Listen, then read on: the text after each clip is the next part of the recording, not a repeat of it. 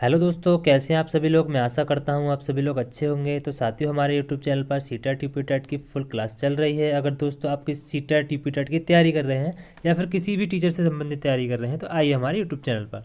तो दोस्तों, लगातार हमारे चैनल पर सीटेट सन 2020 की प्रिपरेशन चल रही है। सारे सब्जेक्ट की क्लास बहुत बेहतरीन करके चल रही है। अगर आपने हमारी पहली वीडियो नहीं देखी है तो प्ले लिस्ट में जाकर देख सकते हैं। अगर आपने हमारे यूट्यूब चैनल को सब्सक्राइब नहीं किया है तो सब्सक्राइब कर लें, बेल आइकन प्रेस कर लें ताकि आने वाली वीडियो की नोटिफिकेशन आप तक पहुंच सके। तो चलिए दोस्तों, वीडियो को स्टार्ट करते हैं बिना देरी के। तो दोस्तों, सीटेट का पेपर की डेट आपकी आ चुकी है। 31 जनवरी सन 2021 में आपका पेपर है सीटेट का, और आप मन लगा के सीटेट की तैयारी करिए। तो दोस्तों, आज मैं आपकी क्लास लूँगा ईवीएस की, पर्यावरण अध्ययन की। तो दोस्तों, इसमें मैं कुछ क्लास पहले करा चुका हूँ, वो आप प्ले लिस्ट में जाकर देख सकते हैं। तो आज का आपका प्रश्न रहेगा, पर्यावरण अध्ययन को प्राथमिक स्तर के पाठ्यक्रम में शामिल करना क्यों आवश्यक है। बताइए दोस्तों, ईवीएस को, पर्यावरण अध्ययन को प्राथमिक स्तर के पाठ्यक्रम में शामिल करना क्यों आवश्यक है। बताइए दोस्तों, इसमें आपका कौन सा विकल्प सही रहेगा। इसमें आपका पहला है, बालक को पर्यावरण की अवधारणाओं को समझने के लिए प्राथमिक स्तर पर इसे पाठ्यक्रम में शामिल किया जाना चाहिए। और दूसरा, बालक पर्यावरण से संबंधित प्रश्नों के सही उत्तर दे सकें, इसके लिए आवश्यक है कि इसे प्राथमिक स्तर पाठ्यक्रम में शामिल किया जाए। तीसरा है, पर्यावरण की शिक्षा यदि प्राथमिक स्तर से ही दी जाती है तो वे आगे चलकर इस क्षेत्र में रोजगार प्राप्त कर सकते हैं। चौथा है, बच्चों में अच्छी आदतें डालकर उन्हें पर्यावरण संरक्षण के प्रति सजग बनाए रखने के लिए प्राथमिक स्तर पर ही पर्यावरण की शिक्षा प्रारंभ करनी चाहिए। बताइए दोस्तों, इसमें आपका कौन सा विकल्प सही रहेगा। जी दोस्तों, आपका विकल्प जो रहेगा इसमें भी सही रहेगा, बच्चों में अच्छी आदतें डालकर उन्हें पर्यावरण संरक्षण के प्रति सजग बनाए रखने के लिए प्राथमिक स्तर पर ही पर्यावरण की शिक्षा प्रारंभ करनी चाहिए। जी दोस्तों, एकदम करेक्ट आंसर है। चलते हैं नेक्स्ट क्वेश्चन की तरफ। मिस पटेल XYZ विद्यालय की प्रधानाचार्य अलग अलग विषयों के शिक्षण के स्थान पर विज्ञान शिक्षण में एकीकृत उपागम का प्रयोग करना चाहिए। इसका आधार है, पहला, शिक्षकों को समय सारणी में व्यवस्थित करने में कठिनाई आती है।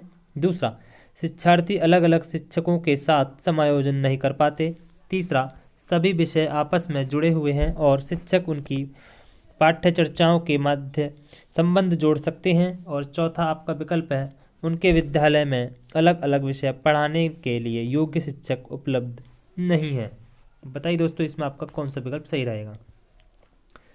इसमें जो आपका विकल्प सही रहेगा वो होगा आपका, सभी विषय आपस में जुड़े हुए हैं और शिक्षक उनकी पाठ्य चर्चाओं के माध्य संबंध जोड़ सकते हैं। एकदम करेक्ट आंसर है। जी दोस्तों, चलते हैं नेक्स्ट क्वेश्चन की तरफ। नेक्स्ट क्वेश्चन है, प्राथमिक स्तर पर विज्ञान व सामाजिक विज्ञान को एक ही विषय पर्यावरण अध्ययन के तहत पढ़ाया जाता है। यह है विज्ञान शिक्षण का पहला, अध्यापक केंद्रित उपागम। दूसरा, अनुशासिक उपागम। तीसरा, एकीकृत उपागम। चौथा है सामान्य उपागम। बताइए दोस्तों, इसमें आपका कौन सा विकल्प सही रहेगा। जी दोस्तों, इसमें जो आपका विकल्प सही रहेगा वो होगा आपका एकीकृत उपागम। ये एकदम करेक्ट आंसर है। जी दोस्तों, चलते हैं नेक्स्ट क्वेश्चन की तरफ। निम्नलिखित कथनों पर विचार कीजिए। पहला है, पर्यावरणीय समस्याओं से निपटने के लिए प्रत्येक स्तर पर प्रशिक्षण प्राप्ति की आवश्यकता होती है। दूसरा, वर्तमान समय में यह अनिवार्य हो गया है कि पर्यावरण को पोषण व संरक्षण किया जाए।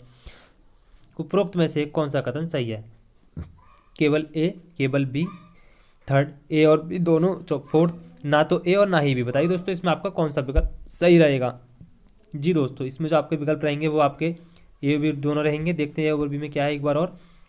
तो ए में है आपका, पर्यावरणीय समस्याओं से निपटने के लिए प्रत्येक स्तर पर प्रशिक्षण शक्ति की आवश्यकता होती है।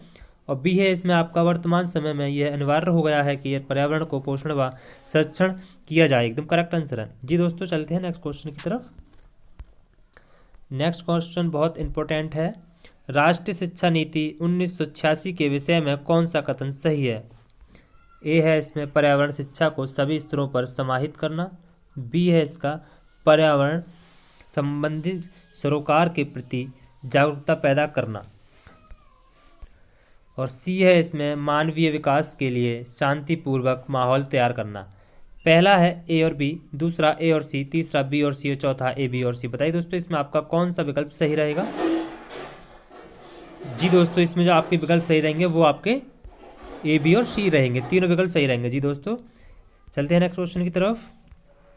एकीकृत पर्यावरण अध्ययन के विषय में कौन सा कथन सही है? ए, इसमें अलग अलग विषयों के शिक्षण के स्थान पर सभी विषयों के सम्मिलित स्वरूप के शिक्षण पर जोर दिया जाता है। और बी है, इसमें एकीकृत उपागम व्यवहारिक ज्ञान पर भी जोर देता है। और सी, यह उपागम छात्रों के साथ साथ शिक्षकों के लिए भी उपयोगी होती है। और इसमें देखते हैं, पहला ऑप्शन है इसमें ए और बी, दूसरा ए और सी, तीसरा बी और सी, चौथा है ए, बी और सी। बताइए दोस्तों इसमें आपका कौन सा विकल्प सही रहेगा? जी दोस्तों, इसमें जो आपके विकल्प सही रहेंगे वो होंगे आपके ए, बी और सी। एक बार और देख लेते हैं ए, बी और सी में क्या है। ए में आपका है, इसमें अलग अलग विषयों के शिक्षण के स्थान पर सभी विषयों में सम्मिलित रूप से शिक्षण पर जोर दिया जाता है। और बी है इसमें आपका एकीकृत उपागम व्यवहारिक ज्ञान पर भी जोर देते हैं, एकदम करेक्ट आंसर है। और सी है इसमें आपका, यह उपागम छात्रों के साथ साथ शिक्षकों के लिए भी उपयोगी होती है, एकदम करेक्ट आंसर है। चलते हैं नेक्स्ट क्वेश्चन की तरफ।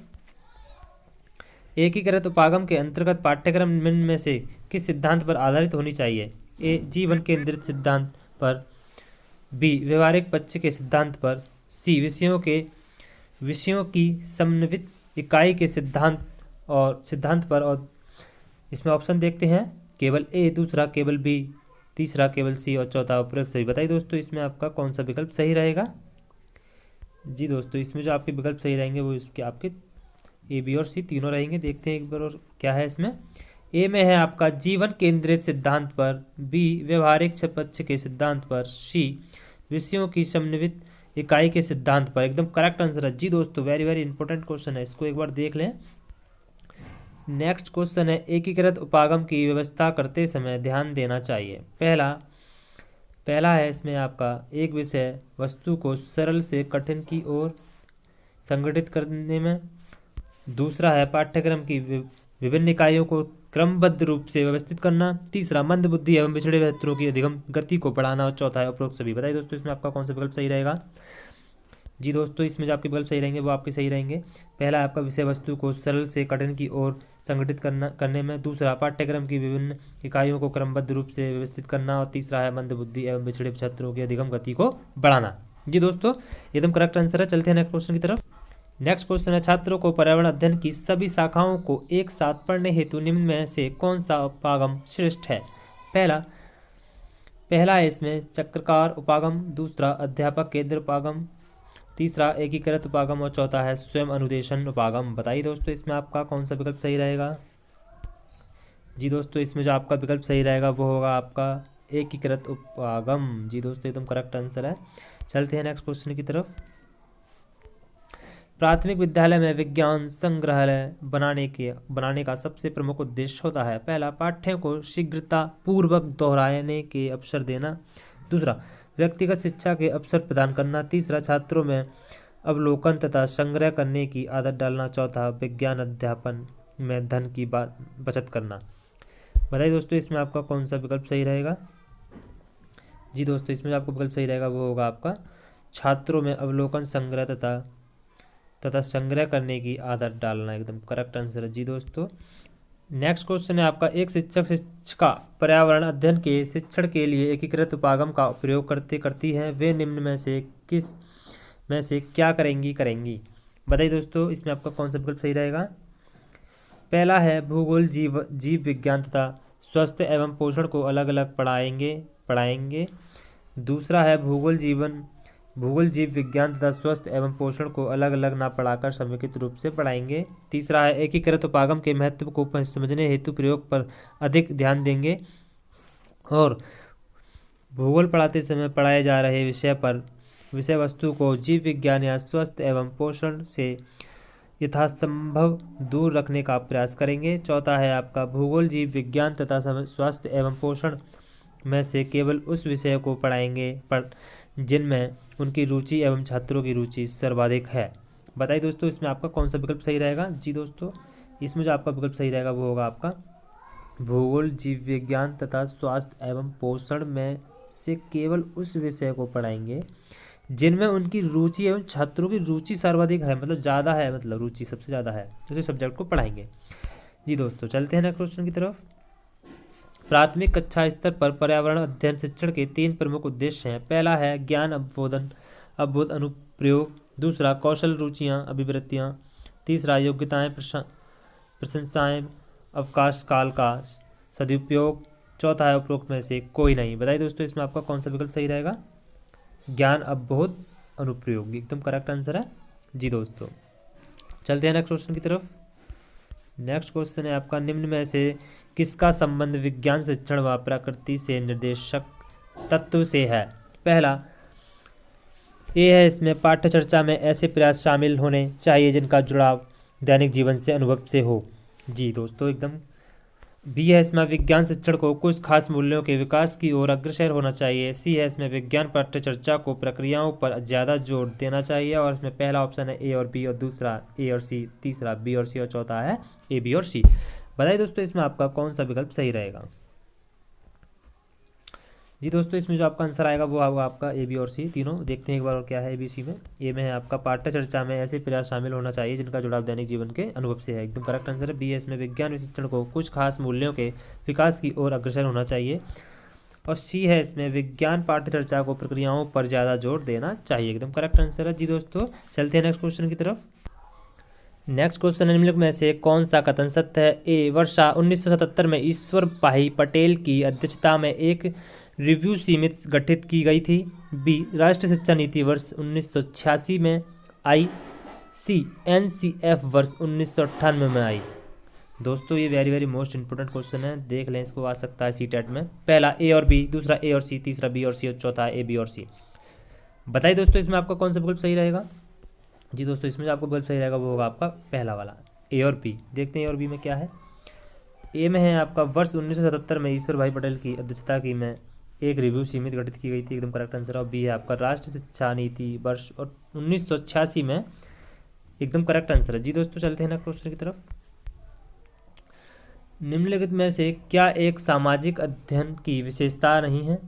पहला, सामाजिक अध्ययन मानव जीवन को प्रधानता देता है। बी, सामाजिक अध्ययन इतिहास, भूगोल, अर्थशास्त्र तथा नागरिक शास्त्र का एक संघ है। तीसरा, सामाजिक अध्ययन ज्ञान के नवीन दृष्टिकोण पर बल नहीं देता है।